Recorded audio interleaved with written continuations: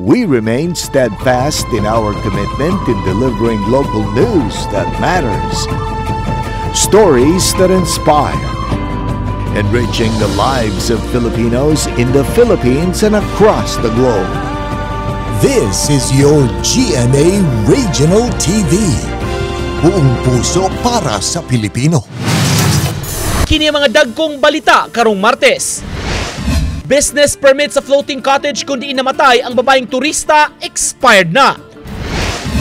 Mga eskwelahan sa Talisay gipangayuan og traffic plan sa City Toda.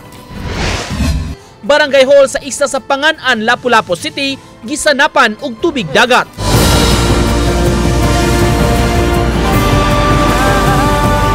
Kini ang GMA Regional TV Balitang Disdak. Mayong hapon, kini ang inyong GMA Regional TV Balitang Disdak ang mugtong kasaligan, kasandigan o kadangpan sa mga Bisaya nga maghatod sa labing dako og mga nagunang balita nga mahinungdanon sa Central ug Eastern Visayas ug live dinhi sa GMA Complex sa Dakbayan sa Sugbo. Ako si Alan Domingo. City of Talisay Traffic Operations and Development Authority mangayo og traffic plan sa mga prinsipal sa mga pampublikong eskwelahan sa Talisay City alang na sa pagsugod sa klase sunod semana. Ang report ni Femari Dumabok. Gani ang buntag atol sa pagsugod sa Brigada Eskwela na bantayan ang paghuot gamay sa dagan sa trapiko. Di nag-abot ang mga e-bike, tricycle, motorsiklo ug mga pribadong sakyanan sa gawas nga bahin sa Talisay City Central Elementary School ug Talisay City National High School. Hinungdan nga matod ni Joy Tumulak ang hepe sa City Toda nga mga nausab sila og traffic plan sa mga principal alang ning pagbuka sa school year 2024 to 2025. Pasabot ni Tumulak nga ang kadagkuan sa eskwelahan ng ilang pahimuon sa traffic plan kay managlain ang mga sitwasyon sa kada eskwelahan.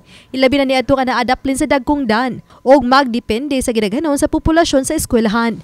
Sama na lang dinhi sa Talisay City National High School kansa mga tinun-an ang gilantawang moabot sa dulan sa 6,000 ka buok. Makikoordinate ko sa ato ang mga barangay captains regarding gyapon sa deployment sa ilang mga barangay tanon, especially ngadto sa mga dagko nga mga eskwelahan. Ako sa lang awhagon ang matag eskwelahan nga sila mismo mohimo og ilang traffic plan sa matag eskwelahan labi na gyud sa oras sa ilahang pag-abot ting able og ilang pagpamuhi.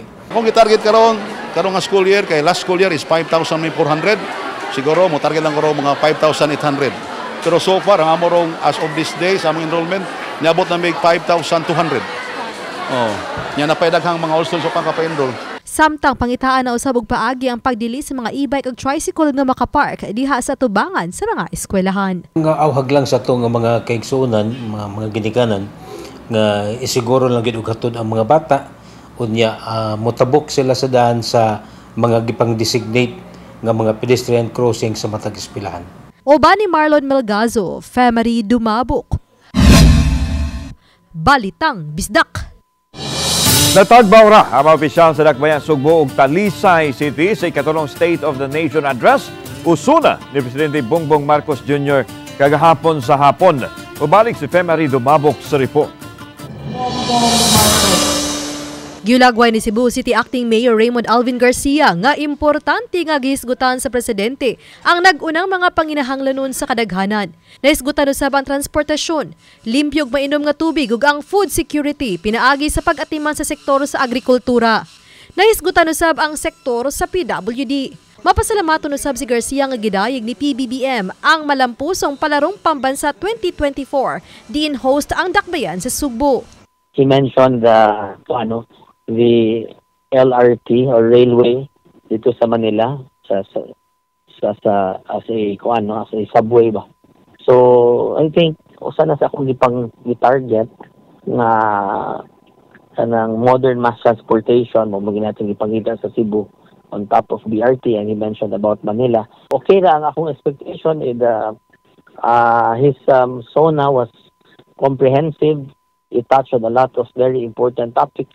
Gihango usab sa kasamtangang mayor ang Super Health Center nga nabuksan na dinhi sa Barangay Apas. Samtang nang hinaot si Talisay City Vice Mayor Choy Aznar nga mabatyagan sa katawhan ang plano ni Marcos. Sa gayon nga magamit na ang gitukod pa nga Super Health Center nga nahimutang sa Barangay Lagtang. Natay mga services nga di na ta mistil mo adto sa kana Cebu South Medical Center nga makater na po dinan unya pohon sa atong kaning super health centers. So mag-upgraded ni siya sa atong mga rural health centers. Gimando usab sa presidente ang hingpit ng pagpasira sa tanang pasugalan ubos sa Philippine Offshore Gaming Operators kun Pogo. Hinuon walay nabatyagang Pogo nga nag-operate sa dakbayan sa Talisay. Wa man mi na monitor ang naipugo diri sa Talisay. Mas maayo sa siguro nga wa manabot pa diri. Pero kami magkuan mi sangan sa syudad maninguha mi nga monitor gyud mi kanunay through sa atong mga respective Samtang sa monitoring sa Police Regional Office 7, adunay 5 ka mga pugo operations dinhi sa Subo kaniadto apan karon inactive na. Mato sa tigpamaba sa PRO 7, Police Lieutenant Colonel Gerard A. Spilari nga adunay gironda kaniadto nga pugo ang PRO 7 ug CIDG 7 nga nag-operate sa Barangay Mactan sa Dakbayan sa Lapu-Lapu niadtong 2019. But our monitoring will not stop there. We will make sure that all POGOs, if ever they are existing in Central Visayas, will cease operating, no, in consideration of the instruction of our President. Samtang giangkon ni Cebu City Acting Mayor Garcia nga adunay legal pugo sa dakbayan ug andam sila makigalay sa mga ahensya subay sa kamanduan sa presidente. There are legal POGOs and I know for a fact na there are a few permits that have been issued by the PAGCOR in Cebu City, no, and even in Mandaue and even in Lapu-Lapu. Obani Godfrey Rilien, Femery Dumabok. Balitang Bisdak.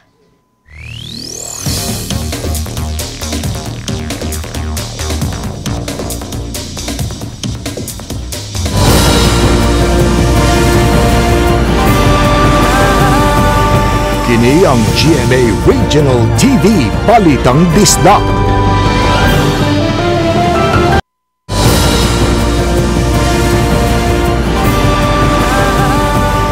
Kini ang GMA Regional TV Balitang Bisdak.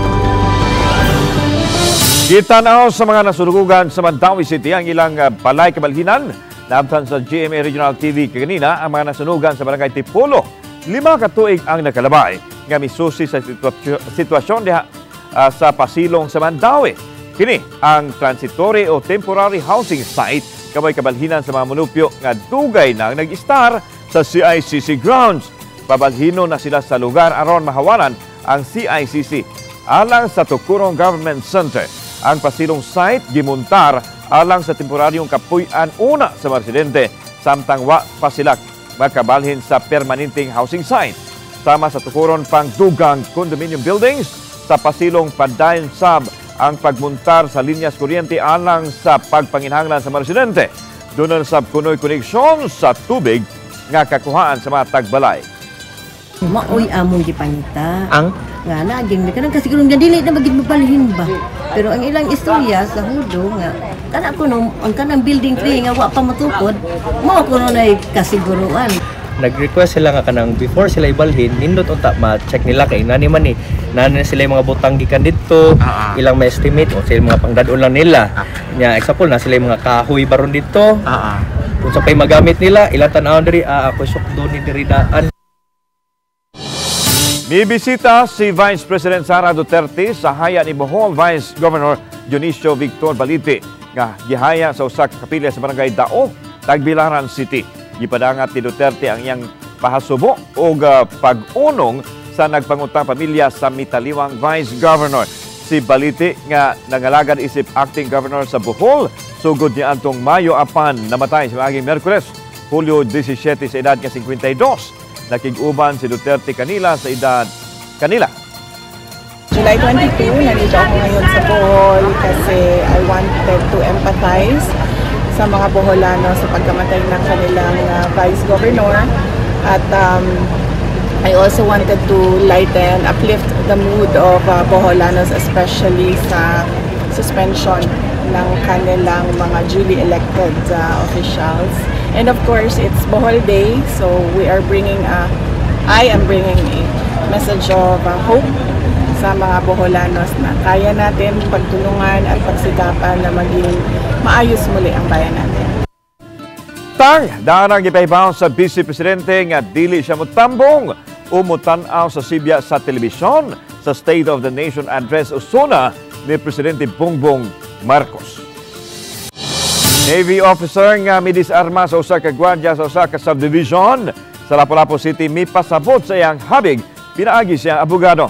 Samtang ang legal counsel sa Navy officer naglaraw usab nga maimbisigahan ang kadagkuan sa kapulisan kung ganong wa mablatter ang habig sa Navy officer atol sa panghitabo. Tiluan meron din sa exclusive report. Ang paghupot og high-powered firearm sa usa ka gwardiya nga way lisensya ang gipunto ni Attorney Zandro Ronnie Oriol, legal counsel ni Lieutenant Commander Giovanni Cando kun nganong gidisarmahan sa Navy officer ang gwardiya sa subdivision. Matod ni Attorney Oriol, wa kini gihimo sa Navy officer aron abusuhan ang iyang katungdanan, kundi sa kabalaka sa iyang seguridad ug sa mga mulupyo sa subdivision. Gipakita ni Attorney Oriol ang kopya sa pending application alang sa license to exercise security professional sa gwardiya nga gidisarmahan sa Navy officer. Kung makita mo sa video, nangayo siya documents. Mutanan siya nga, I've been asking for the documents. Pangita lang ko kung tanang license ba mo nga security, kay this involves security of the association of the homeowners. Nigunit man ni si Kipaw sa iyang trigger. Shotgun ba yan? So what he did, instinct, self-preservation niya, iyang gidisarmahan ang guard. Dugang ni Attorney Oriol, makadagang higayon na nga misuway pagkuha og sticker sa subdivision ang Navy officer apan kanunay silang balibaran. Mangayo ni ID or sticker kani sila Cando, sila Lieutenant Commander Cando, dili po tagaan po sa BOD, no? Kay apparently pirmahan po sa presidente. Every time mo sulod na sila diha, kisa ko di bubayad og sticker nga 200 man. But every time musuod na sila sila akong kliyente, sitaw na siya mga guard. Butang nga gihimakak sa presidente sa Homeowners Association nga si Tomas Borromeo Jr. Makahatag silang oras, makahatag silang pizza, ma-verify na ito na sa CCTV. Kaya wala sila tagai, kana ato na siyang makuhan. Pero never sa ako ang recollection, sa ako ang information nga nadawat, na inong wala sila tagai. Gawa sa tinguha sa legal counsel nga ma-review sa city prosecutor ang kasong grave coercion nga gipasaka batok kang Lieutenant Commander Cando, buot usab niining masusi sa kadagkuan sa kapulisan kun nganong wa mablatter ang hitabo niadtong Hulyo 12 sa gabii. Matod ni Attorney Oriol, mismong ang Navy officer ang nanawag sa kapulisan o gi-turn over niini ang shotgun ngadto sa mga personnel sa Police Station 5. Ako mag-inan siya pagkuha blatter nimo kay naka-blatter mong ka. Why blatter nga na-record? Ang hitabo, gipadto siya pag July 17, giingnan siya nga, Colonel, kining, pwede ka makaari sa opisina, kaya naisayop-sayop ang imuhang blatter. So it would appear nga 2007, July 17 na siya nagpa-blatter. In fact, July 12 pa, pagkagabi, at the time the incident, blatter na yun siya. Natay kuana na kandaksan na sa atong city director of administrative investigation with regards kung ilapses ang ang kapulisan sa Station 5 naman. Sa bikas bahin, nagtinguha usab ang legal counsel nga modangop sa DILG aron maimbestigahan ang presidente sa Homeowners Association sa naasong subdivision kinsa usa ka konsehal sa Barangay Bangkal. Okay, every time na naa siya reklamo against sa mga opposing mga homeowners, iyang ipatawag sa barangay. May jurisdiction ba yung barangay? It has nothing to do kung kaning I am a member of the barangay council. In the first place, I am not the one handling the mediation. Naani trained yun nga mediation diri sa atuang subdivision. Uban ni Marlon Melgazo, Luan Merondina, Balitang Bisda.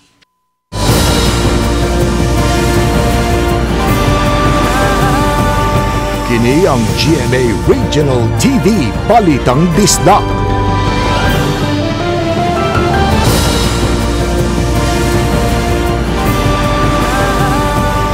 Kini ang GMA Regional TV Balitang Bisda. Business permit sa floating cottage sa San Vicente, Olango Island sa Lapu-Lapu City nga nagpahigayon og extreme water sports activity nga jumping balloon expired na matod sa City Treasurer's Office. Siluan meron din na adunay live update kabahin ini. May.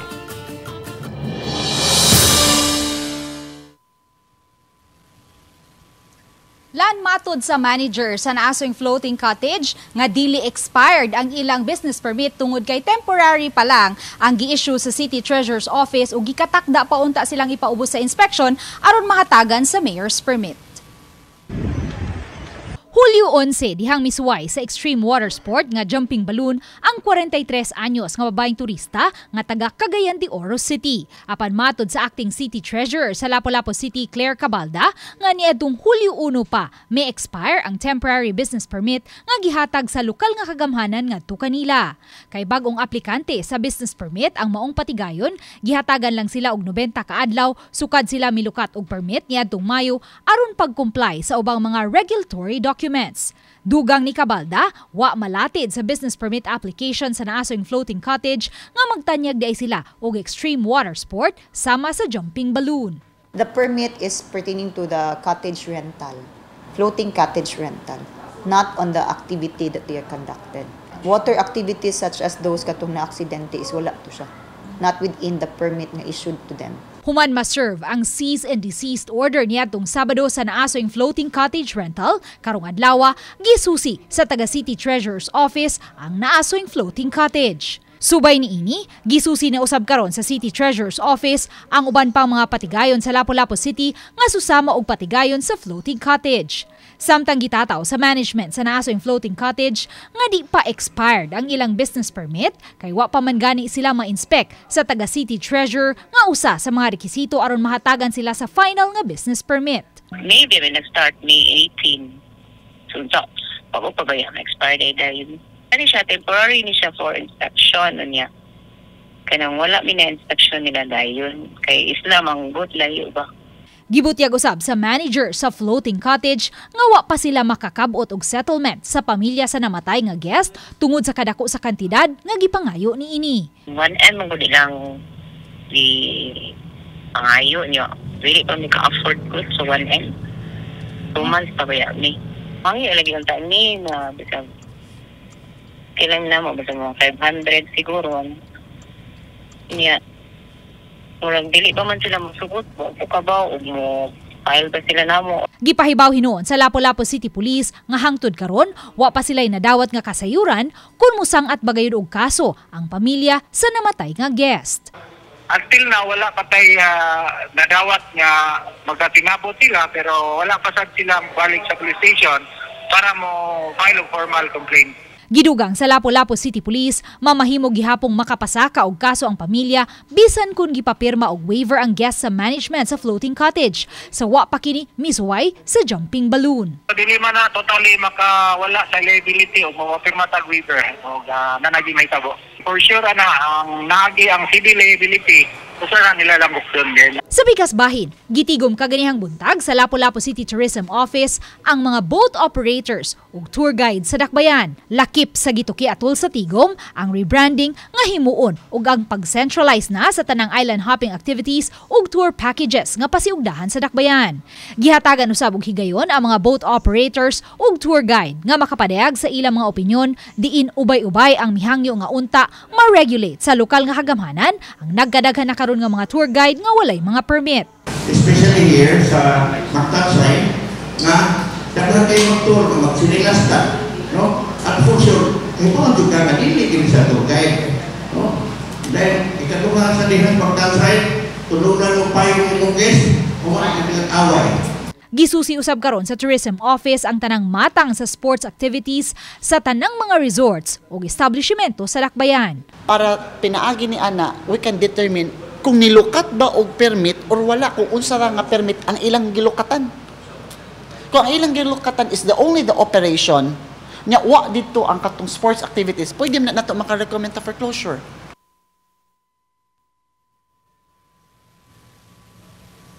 Balik sa issue sa jumping balloon, matod sa manager sa naasoing floating cottage, nga kagahapon sa buntag naabot na sa Cagayan de Oro City ang patayng lawas sa ilang guest. Apan hangtod sa pagkakutlo ning balita, wala pa'y giluwatang pamahayag ang pamilya ni ini. Lan? Okay na, salamat. Luan Merondina.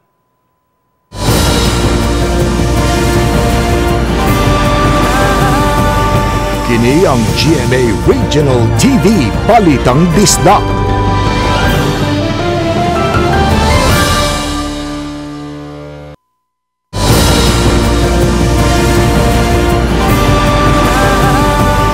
Kini ang GMA Regional TV Balitang Disda. Upat ka mga sityo sa isla sa Panganaan sa Lapu-Lapu City, gisanapan sa tubig dagat. Epekto na baka kini sa climate change? Si Luan Merondina sa report. Nakapahigayon pa ang Brigada Eskwela ganihang buntag sa Panganan Elementary ug High School. Apan nakurat na lang ang pipila ka mga mulupyo sa dapit nga sa ilang pag-uli, misanap na ang tubig dagat sa ilang mga panimay. Matod ni Panganan Barangay Captain Junray Casiao, kaniadto ang sitio Bunbon nga mo'y labing ubos nga bahin sa isla, ang sanapan sa tubig dagat matag high tide, ilabi na kung kusog ang hanging habagat. Apan karon nalakip na sa pagsanap sa tubig dagat ang sitio Tunga, Look Tunga ug sitio Songon. Ang taga-Kiting lang kaniadto nga tubig dagat nga mosanap sa sitio Bunbon karon miabot na sa tuhod. Ug kay nahimutang ang Barangay Hall ug Sports Complex sa sitio Bunbon lakip kini sa gisanapan. Nihita po isa sa una man pero dili inani ka grabe nga naabot lagi sa area nga di dapat abtan sa dagat. Kay di man inani gid sa una ma'am nagdiri magi ko nagdako. So di gini inani siya ka ako nga dagat nga mosud. Apektado sa naasoing pagsanap sa tubig dagat ang moabot sa 150 ka mga panimay. Gitataw hinuon ni Kapitan Casiao nga may memorandum of agreement na sila sa principal sa tunghaan nga gamiton kining evacuation center kung ugaling makasinati sila og mga kalamidad. Gialerto na usab ni Kapitan Casiao ang Lapu-Lapu City DRRMO. Salamat po ko ma'am nga na-train mi diri tanan. Kung mo signal mag-evacuate na gimit ako nang giina sila pamutos mudaan. Ganiyang udto, nahatda na sila og mga family packs. Dili lang ang mga mulupyo sa upat ka mga apektadong barangay ang gihatagan og food packs, kundi ang tanan gayong mulupyo sa isla sa Panganan kay apektado man usab ang ilang panginabuhian sa pagpanagat tungod sa kadagko sa bawd. Matod sa Pag-asa, alas 11:06 ganihang buntag, natala ang 1.99 meters nga high tide. Ug sa udto, padayong masinati ang pagdako sa tubig dagat nga moabot sa 1.95 meters. Uban ni Marlon Malgazo, ug Rod Prado, Luan Merondina. Balitang Bisda. Formal nang gilusad ang mobile application sa Mandawi City LGU atol sa mga kalihukan, gihimo ang pinirmahay sa kasabutan sa LGU o private entity. Ubos din ang pag-develop sa Move Mandawi application nga pwedeng ma-download sa mga cellphones. Makahatag kining serbisyo o pamaagi usab sa pagsumbong sa mga Mandawhenon sa buot nilang paaksyonan sa syudad. Kauban ining mga proyekto ang pag-set up usa ka IT company nga mga hotspots sa kabarangayan, ipamutang mga postes kuryente sa kasabutan nga mo-provide ang kumpanya sa inisyal nga libreng internet connection sa kabarangayan aron maka-avail ini ang mga residente. Gitambungan ang launching kaganina sa mga undersecretary sa duha ka dagkong opisina sa kadaiyang programa. Makakatulong upang lalong mapag-ibayo yung paglilingkod sa ating mga kababayan dito sa Mandawi. At hindi lamang po ito magagawa dito sa lugar, sa city. Kahit po sa mga kalapit na bayan o syudad. The backbone of different professions, different industries, and government infrastructure right now ay yung information technology. If not eliminate, at least to minimize the digital divide. Kasi alam naman natin, marami tayong kababayan na unserved and underserved pa in terms of technology. Sa buot mamahimong kabahin sa nagunang leading broadcast network ng GMA Network, ani ay mga bakanting trabaho alang kaninyo.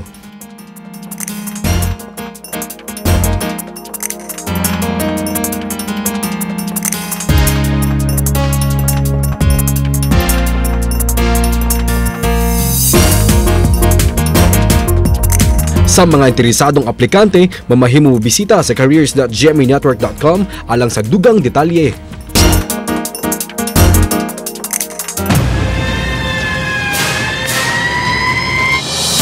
Maabot sa tulo ka mga balaya na daw sa sunog nga miulbo sa barangay Tipolo, Mandawi City. Nahitabo kini alas 3 ganang kadlawon sa usa ka compound. Daling midako ang kayo nga gialarma sa mga residente. giingon nagsugod sa usa ka balay nga giokupahan sa usa ka foreign national. Hinuon na paong ra sa kabombirohan sa 20 minutos ang firefighting banabana maabot sa usa ka 2,000 ka pisos ang danyo sa sunog. Padayon pang giimbestigahan sa kapulisan ang hinungdan sa maong sunog. Pagdaginot sa energy, kuryente o gasolina sa mga government offices o sa mga ahensya hingpit ng i-monitor. Kini ang gitukoy sa Government Energy Management Program Visayas Summit nga gipasugdahan sa Department of Energy. Katuyuan ini ang pagpasabot sa bagong administrative order sa Malacañang alang sa energy efficient government. Giyawhag nini ang higpit nga implementasyon sa Energy Efficiency Conservation Law na pasar ni atong 2019. Ubos nini gimanduan tanang government entities ug offices magdaginot sa kuryente ug gasolina sa ilang operasyon ug labing minus 10% ug mopadayon ining objective sa reduction ug conservation. Parte nini ang paghimo og mga measures ug solusyon aron makabot kini sa usa ka LGU o opisina. Lakip sa mi-presentar ang LGU sa gihimo nila sama sa pag-appoint og energy conservation point person og mga renewable energy measures alang sa masundog sa ubang mga lugar. They are required to really establish energy efficiency office, conservation office, and they will have to designate energy efficiency conservation office. Kini ang istorya ko sa among legal, na pwede legal sanction kung dili sila administratively or even it can be elevated to criminal. On the specific na ito sa provision sa balaod.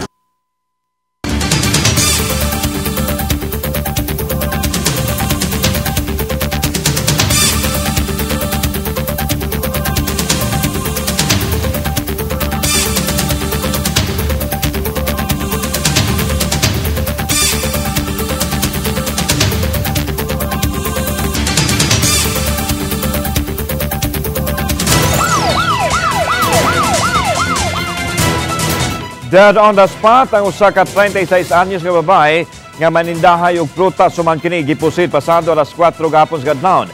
Gilang biktima sa alias nga Janice Ujano Kinsa naninda og prutas sa MC Briones Street, Barangay Ermita, Dakbayan sa Sugbo. Ang biktima matud pagipusil sa usa sa tulo nga sakay og motorsiklo. Ang biktima nadakpan na niadtong Abril tungod sa kasong may kalamigitan sa illegal drugs. Nakapiansa og nakagawas ni atong Hunyo nining tuiga. Usak kini sa gitanaw karon nga motibo sa krimen sa pagpamusil patay sa biktima. Nakuha sa kapulisan ang upat ka kabhang sa 45 kalibreng armas sa crime scene ug gisubay sa kapulisan kung aduna bay CCTV sa dapit kung nagkakawa sa pagpamusil. Ang Bureau of Fisheries and Aquatic Resources Central Office ni pagawas og Shellfish Bulletin No. 15 nga nagpahibaw sa upat ka mga dapit sa nasod nga adunay taas nga presensya sa paralytic shellfish poison nga mas na ilang toxic red tide sa Central Visayas. Positibo sa toxic red tide ang mga samples sa mga kinason o alamang sa kadagatan sa Dawis ug Tagbilaran City sa Bohol. Subay nini giawhag ni Isidro Vilayo Jr., Officer in Charge sa Bureau of Fisheries and Aquatic Resources nga likayan ang pagkaon sa tanang matang sa kinason ug alamang nga magkuha sa nisgutang mga dagat. Gawa sa pagkaon, lakip sa gidili ang pagpanginhas, pagbaligya ug pagpalit sa kinason ug alamang. Luwas sa hinuon kanon ang mga isda, pasaya, nukos ug alimango apan gikinahanglan nga presko kini ug tarungon sa paglimpyo sa dili palutuon. Gikinahanglan usab nga kuhaon ang mga hasang ug himbis niini.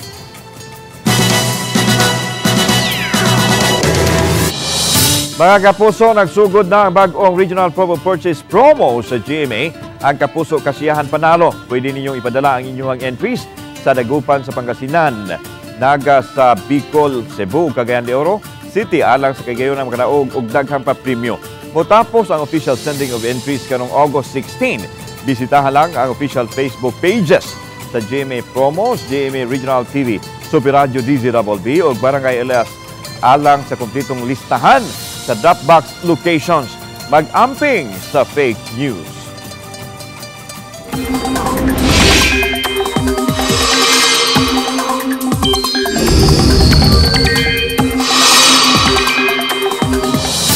Halos tibuok naso ang baday makasinati og maawan nga panahon nunod sa presensya sa Bagyong Karina ug habagat. Uwahay na sigbatan ang Bagyong Karina sa sidlakang bahin sa Basco, Batanes ug padayon nga mas gipakusog nini ang hanging habagat. Posibleng ugma sa gabi o baka sa Huwebes sa buntag mulandfall kini sa nasod sa Taiwan. Base sa Metro Weather, wanon ang pipila ka bahin sa Northern Samar, Leyte ug Samar Province. Kami ang GMA Regional TV Balitang Bisdak, kinatibukang persalang sa mas na komisyon o mas halapad kapag-alagad sa nasod. Mayong hapon, mga kapuso.